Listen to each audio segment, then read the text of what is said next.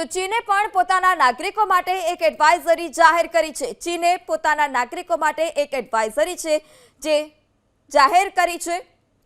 ચીને પોતાના નાગરિકો માટે એડવાઇઝરી જાહેર કરી છે। ભારત પાકિસ્તાન વચ્ચે આ યુદ્ધની સ્થિતિ અને તે જ દરમિયાન ચીને પોતાની જે એડવાઇઝરી છે તે જાહેર કરી છે। નેપાળ ભારત બોર્ડર વિસ્તારના જે લોકોને છે તેને સાવચેત રહેવા પણ કહેવામાં આવ્યું છે। એટલે ચીને સુફિયાની સલાહ પહેલા તો આપી હતી કે ભારત પાકિસ્તાન બંને પાડોશી દેશો છે, સમજૂતી થવી જોઈએ અને તે જ વચ્ચે હવે નેપાળ ભારત બોર્ડર પાસેના વિસ્તારોમાં સતર્કતા રહે તે પ્રકારની વાત પણ ચીન છે તેણે કરી છે। તેણે પોતાના નાગરિકો માટે એડવાઇઝરી જાહેર કરી છે। હંમેશા પાકિસ્તાનનું સમર્થન કરતું આવતું આ ચીન અને હવે જે નેપાળ ભારત બોર્ડર પાસેના વિસ્તારો ત્યાંથી ખસી જવા માટે પણ ચીન છે તેણે કહ્યું છે તેના નાગરિકોને તેણે આ એડવાઇઝરી આપી છે।